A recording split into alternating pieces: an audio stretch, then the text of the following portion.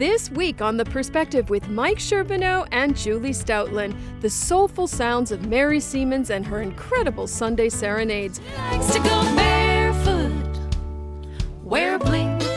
Born in Manitoba, Rosemary's violin and golden voice mesmerize audiences. She's performed around the world and was the first violinist to play at the Sistine Chapel in over 500 years. Played the Grand Ole Opry and for 2 presidents, including a performance at Donald Trump's Mar-a-Lago. We'll have to get the lowdown on that one. Rosemary's version of Leonard Cohen's masterpiece Hallelujah has garnered over 26 million views.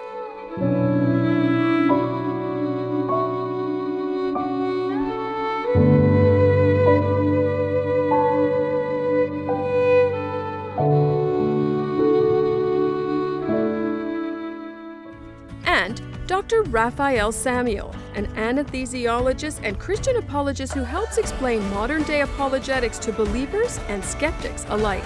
Plus, living in the aftermath of the devastating BC floods, we get an update from Cam Stuart and how some people are coping through, in some cases, the loss of all of their earthly possessions. And the inimitable Vian King is back on The Perspective as we look at breaking through life's constant barriers.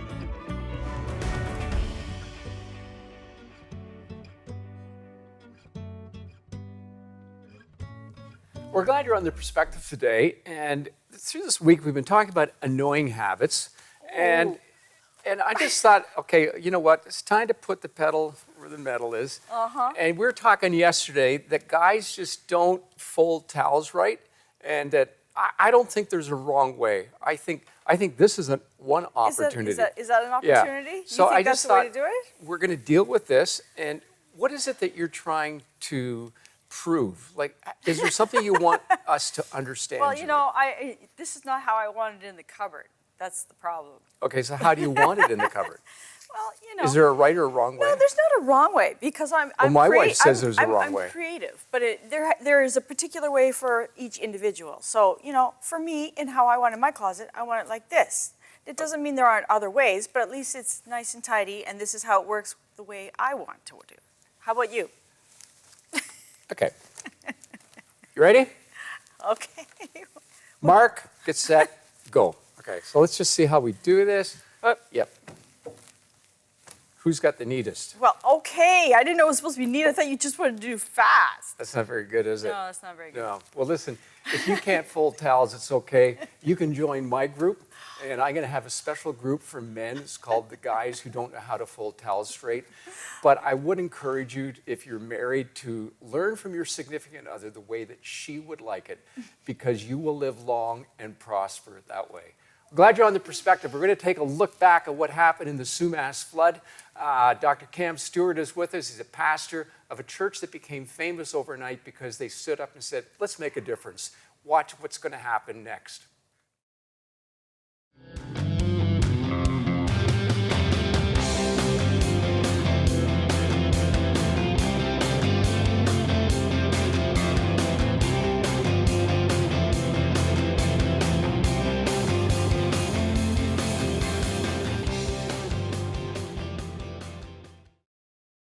When you see something on TV and you say, wow, that's terrible.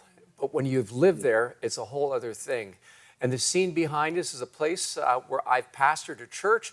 I've lived down the road, but still living there. And in the midst of it is Dr. Cam Stuart. Cam, thanks for being with us today. You're the pastor at Arnold Community Church. Just tell us what happened a few months ago when you woke up and all of a sudden there was water.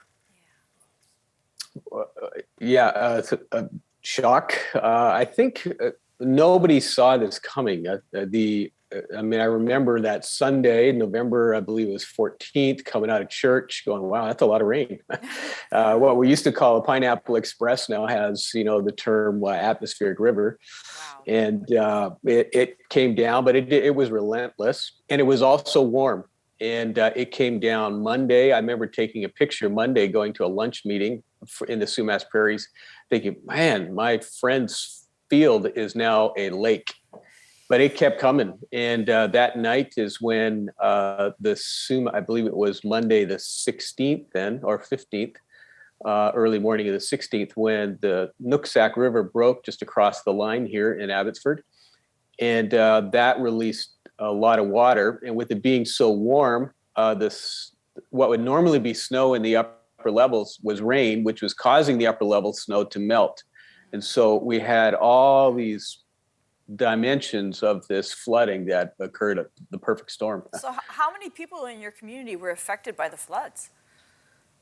Oh, there were hundreds of homes and people. Where we were in the lowest part, or at least on the Sumas Prairie, that's between two mountains where all the water gets funneled that comes from the U.S. So there's hundreds and hundreds of homes and animals, and yeah, it was shocking to see how quickly it rose. Yeah. You encountered a lot of loss, and all of a sudden overnight it was like you became a grief counselor. Just talk to us about some of the emotional and physical realities that people were dealing with. Yeah, well, some have termed this the worst natural disaster in Canadian history, to give a bit of perspective.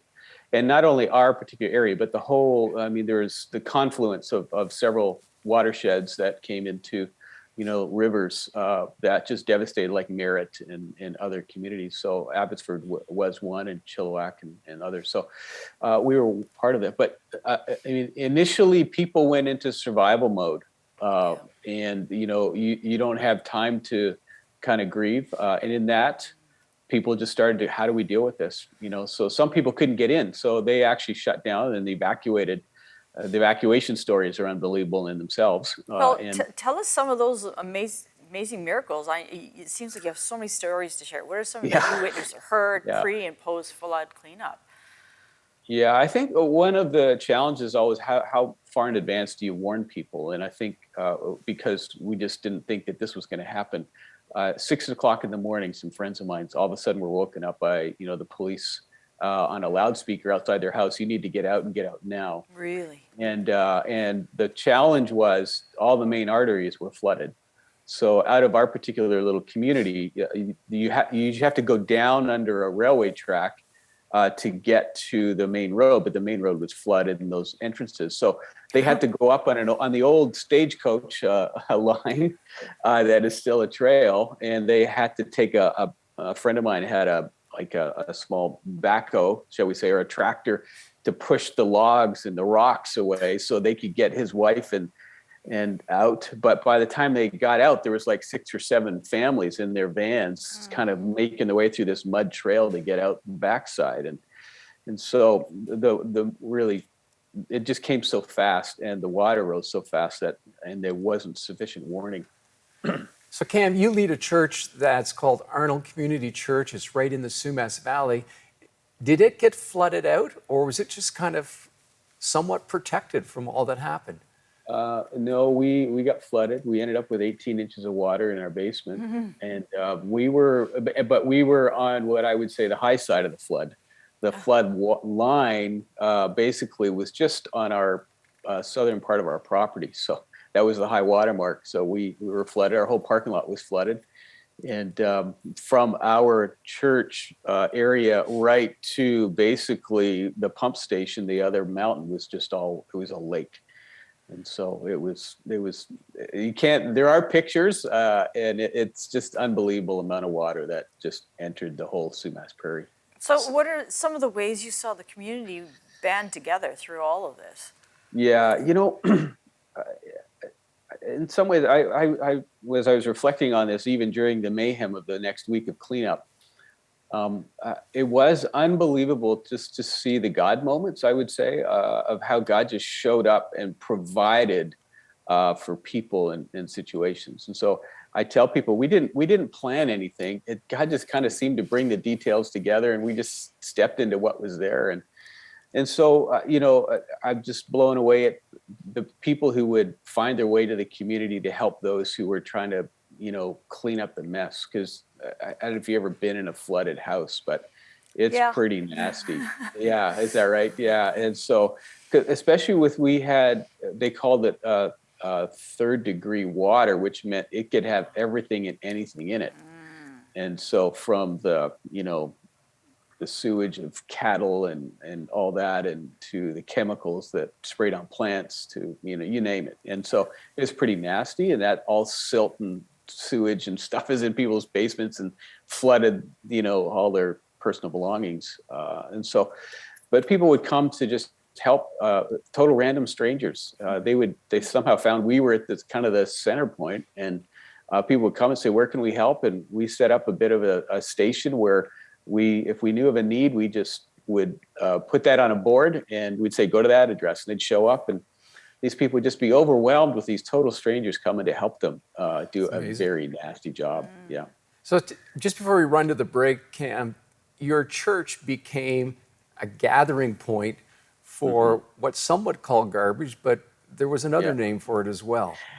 Yeah, I initially called it the garbage dump of hope because it was amazing how collecting people's garbage for them was a sense of hope.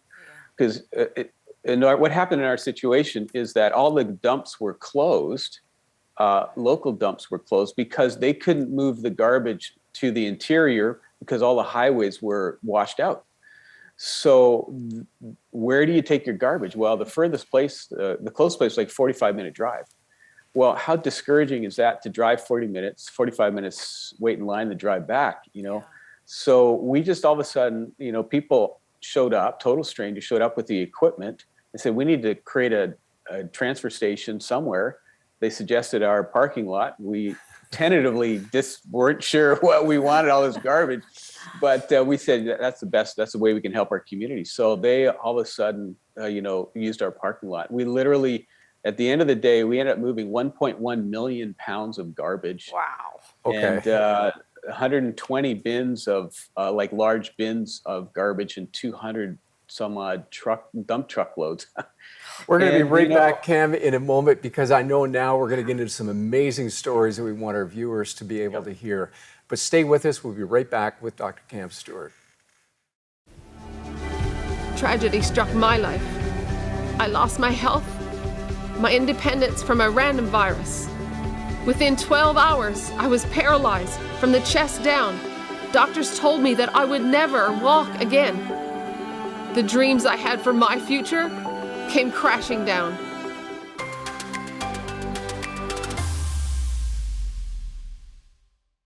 So, Cam, in the middle of all this chaos going on, I know there's been many stories of God working. So please share with us a couple of inspiring, encouraging miracle stories that you have on your heart. Yeah. I'd have to say that a lot of the stories that come to mind for me, just the generosity and empathy of people, genuine, really self-sacrifice. So there's a bunch of, you look at these guys, roughnecks, long, big beards, burly guys show up with all this equipment, and they ran our transfer station. And I kept saying, so we're going to help you pay for this. And they go, no, we're going to cover it all. And it was just unreal. The final bill of that transfer station came out to about $125,000. And it was a little bit more than they thought. But, they just gave of themselves and said, God's blessed us. And we just felt like this is a way we could, bless others. It's an amazing story of just generosity. I was impressed with Trinity Western's, they had their basketball team come out and their soccer team come out. Really? And I said, these are young adults. Yeah. They got energy. I'm going to give them the worst jobs. And they went for it. It was just like, wow, way to go. I just was so impressed by that. And we had some ladies in our community, a lot of men and women, but these ladies, they just loved on our community. They live in the community, loved on the community. They went door to door and they just would bang until someone came out, because some people were in shock. And they said, hey, we're here to help you. What do you need? And they literally would coach them, because the shock was so devastating. These people couldn't even think straight.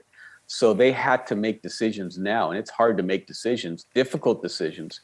You think you got to let go of all your possessions that are, and a lot of people in their basements, so, in their crawl space, that's where they have a lot of their memories, right? Their binders and their books and Christmas decorations that are often, hand-me-downs that are just so important. I remember seeing a beautiful piano that had to be thrown out that was an heirloom, somebody's heirloom, over 150 years old or something like that, And so like I was corrected by a lady when we were chatting, giving away money, and I was talking about the dump of a garbage dump, she corrected me in front of everybody and said, I understand that you could see it as garbage, but to us, that was our possessions.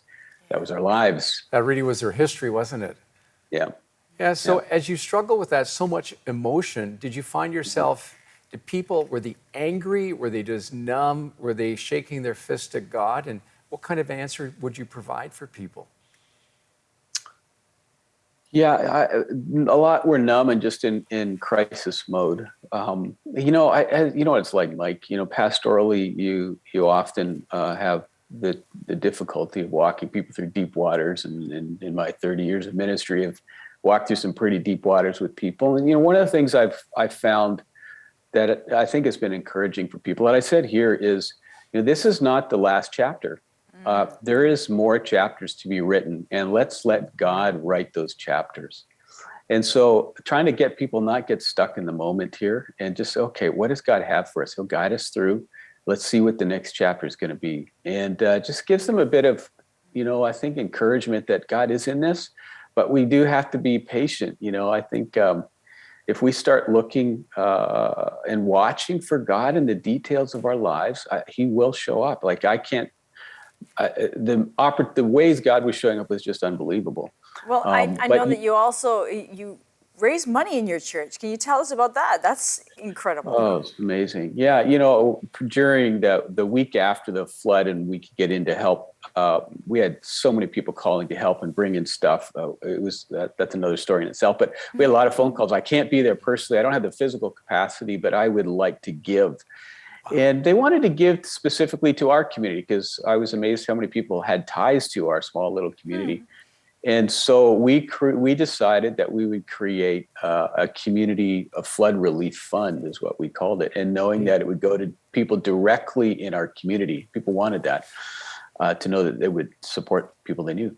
And so we did that, and we ended up giving away about $350,000, and people were just so generous. We had a couple of large, it's unreal. And that's mind-boggling, Cam. I know, it really is. I mean, you got a thriving church, but it's not like 5,000 people. You got a few hundred people there, and totally, just huge generosity. Well, the cool thing was we didn't want it to go to people just in our church, and so we wanted to bless the community. So we had an application form and all that, and so we ended up having somewhere close to 70 applicants. And I think pretty well every applicant was fulfilled, and only 10% of the people who got money was from our church. The rest was from the community. And it was so neat to be able to hand them money, bless them, you know, just say, we're with you. How can we support you? And it's really been a great community building time, although it's been very difficult. Love in action. That's what it is. Yeah. It's so great to see. And generosity overflowing for sure. Cam, did you ever have a moment as a pastor, like when you stood up in front of the people, did you ever feel like maybe the words were kind of hollow as you're trying to encourage them? What about your own personal journey through this? Yeah, you know, you worry about that all the time. You don't want to just say trite and, you know, give pedantic answers. So even those Sundays, we were able to keep going. A local church had a smaller auditorium we were able to use for the few that could gather.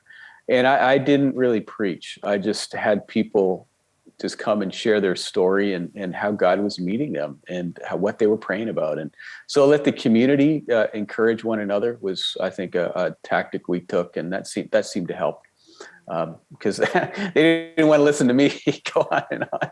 I think they really needed to hear from one another, be encouraged by one another. The power of testimony of how the Holy Spirit's working through people's lives. It's great. Yeah. Touch on one thing before we wrap up today, Cam. What do you think are some of the biggest issues that people are dealing with now? Is it physical replacement of things? Is it emotional? I don't know. You tell me. Yeah, you know, it's all over the map still. You know, recovery from something like this takes, usually some are done, some are just barely getting started. So some of the challenges is just getting the financial help to rebuild. You know, there is some monies out there. It's slow in coming. So there are some people I know that, that through just the insurance challenges, don't even know they've barely started.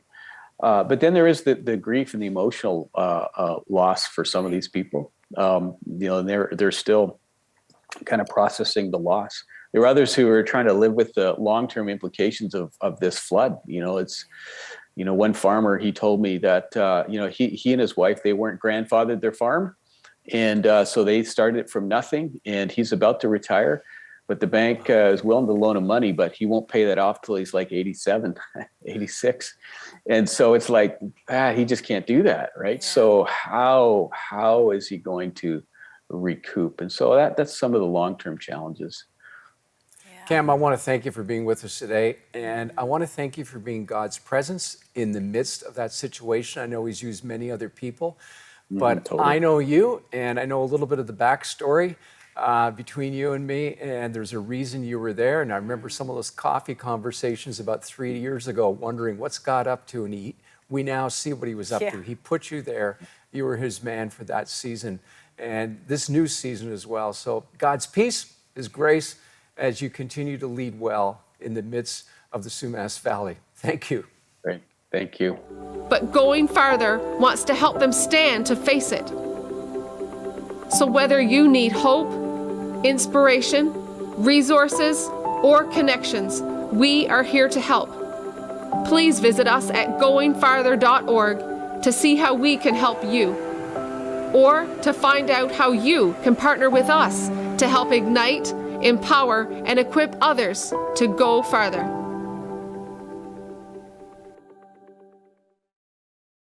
It is really easy to be overwhelmed with trouble. And as we've been talking with Cam Stuart, and we see the reality of what people have had to go through, you might think, well, you know what? My problems, I'm just going to keep to myself because it's not worth talking about, but they're still overwhelming to you.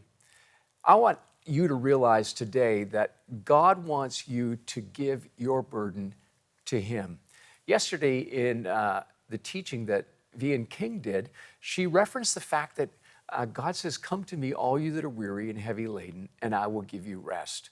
And the story that we're unpacking this week and over the next 2 weeks is the story of Ruth in the Old Testament. Ruth is the Moabite woman. She's not Jewish, so she's considered an alien.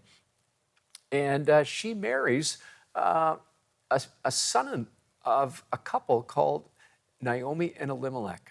You remember the story? Elimelech and Naomi go down to Moab because there's a famine in the land of Bethlehem. They do something that is disobedient to what God wants. And as a result, when they're there, not only does the father Elimelech die, but his two sons, Mahlon and Chilion. And Ruth was married to one of them, which was also a no-no. So maybe in your life, you're looking and saying, hey, there's just too many no-nos in my life. Can God ever create something good out of this? Can he sort out the mess, the tangled web of my life? And the answer is yes. But it means that we have to start walking in obedience with him. It also means that we need to have a good theology. And a good theology is what helps to keep us when we're in the midst of the flood in the Sumas Valley. Where is God? Why is this happening? We can reference it to what is going on in Ukraine as we see the evil atrocities that are unfolding before us.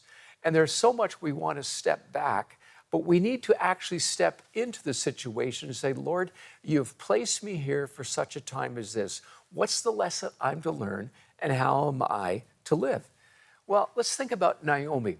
She is the one who is living at this point. Her husband has died, and her two sons have died. So that's not only her emotional safety net, that's her financial security net for life.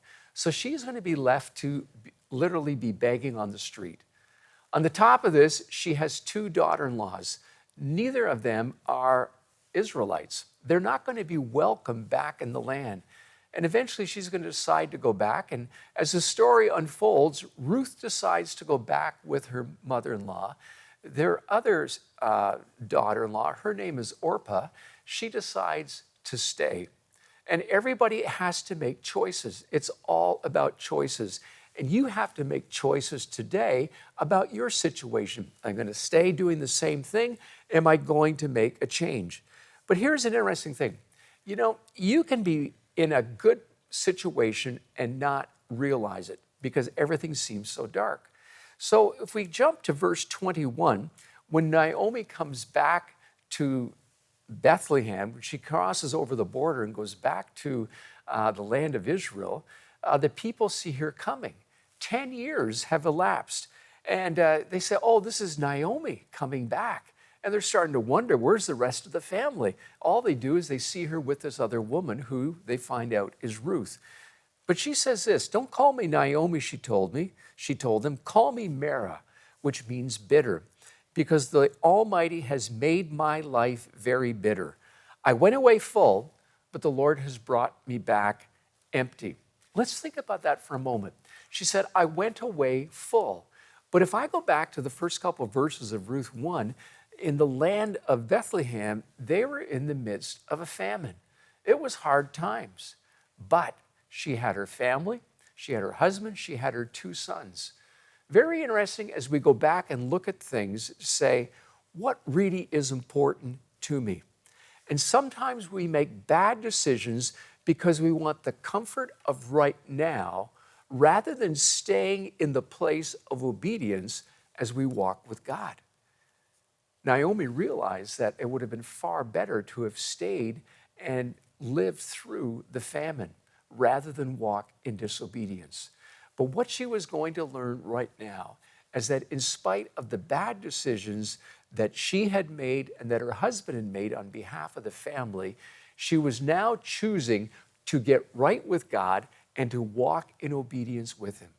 And as she did that, even though she was weak, she was frail, we're going to see next week in our teachings that her strength begins to return, her resolve begins to return, and God begins to do the miraculous. Friends, give your mess to the Master because he is able to do above and beyond what you can ever ask or think, even to cleaning up the Sumas Valley.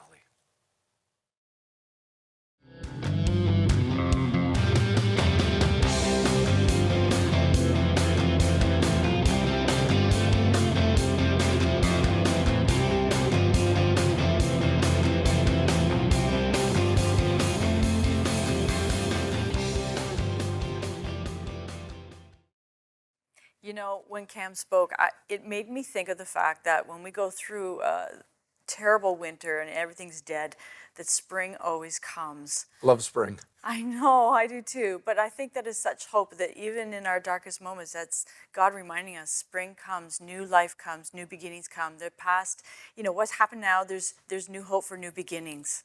Yeah, and despite the incredible pain, there is an opportunity for hope to come. I don't know your situation today, but God does. And I want to remind you that he's your refuge and strength, a present help. Call out to him, ask him for help. And why don't you write to us at The Perspective?